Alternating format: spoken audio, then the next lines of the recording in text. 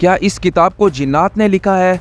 इस किताब को पढ़ने से क्या होता है और इस किताब पर पाबंदी क्यों लगा दी गई? दोस्तों, आज की वीडियो में हम इसी किताब के बारे में बात करेंगे। दोस्तों, किताबें तो इंसान को इल्म देती हैं। किताबें पढ़ने से इंसान के इल्म में इजाफा होता है और वो पुरसकून रहता है।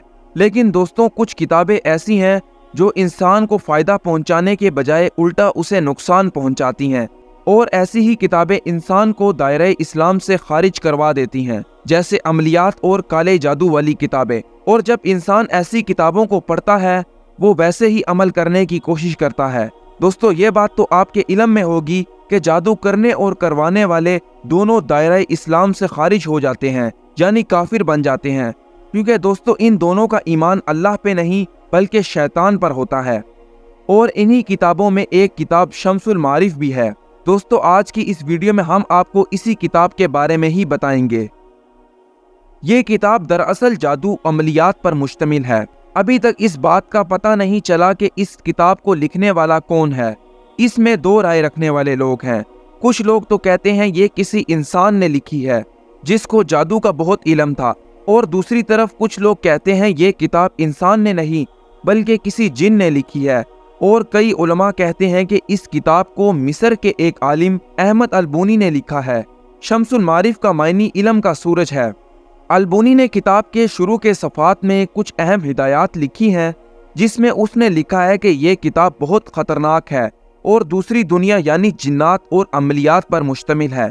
कुछ लोग तो कहते हैं कि जिन्नात अलबूनी के अंदर आकर इस किताब को लिखवाते थे। इस किताब में ये बताया गया है कि जिन्नात कैसे रहते हैं और उनके नाम क्या हैं। अगर कोई इंसान जिन वगैरह से शादी करना चाहे तो इसका क्या तरीका है, और जिन्नात को काबू किस तरह किया जाता है। इस किताब में साफ लिखा है कि इस किताब को कोई रूहानी आलिम या कोई माहिर शख्स ही खोले। आम लोग इसको हाथ तक ना लगाएं, क्योंकि इन कामों में जान का खतरा भी हो सकता है। इस किताब के पढ़ने वाले कहते हैं कि जब हम ये किताब खोलते थे तो उस वक्त वो अजीबो गरीब आफात में मुब्तला हो जाते थे। अलबूनी के मरने के बाद इस किताब में बहुत सी तब्दीलियां हुई, और आज की शम्सुल मारिफ वो नहीं जो पहले थी।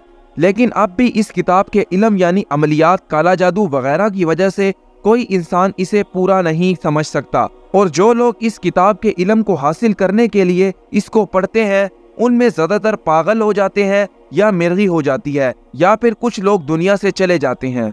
इस वजह से दोस्तों इस किताब पर सऊदी अरब समेत कई इस्लामी ममालिक पर पाबंदी लगा दी गई, क्योंकि उलमा इकराम का कहना है इस किताब में जो भी इल्म है उसका इस्लाम से कोई वास्ता नहीं, ये सिर्फ शिर्क पर मबनी है, और इंसान की भलाई इसी में है कि इस किताब को छोड़ दे।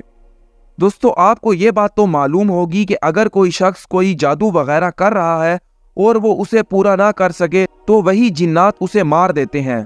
और कई लोग हैं जो इस किताब को पढ़ने की वजह से मर गए हैं। और अगर आप उन लोगों के बारे में जानना चाहते हैं तो मुझे कमेंट कर दें। दोस्तों, इस किताब में सिर्फ शैतानियत है, और शैतान यही चाहता है कि वो अल्लाह के लोगों को सीधी राह से हटाकर बुरे रास्तों में लगा दे। दोस्तों, हमें अल्लाह तबारक व तआला ने अपनी प्यारी किताब कुरान मजीद दी है, और इस किताब के इल्म के बराबर कोई किताब नहीं। और ये किताब अल्लाह तबारक व तआला ने हमारे लिए ही भेजी है ताकि लोग इससे हिदायत हासिल करें और सीधी राह इख्तियार करें।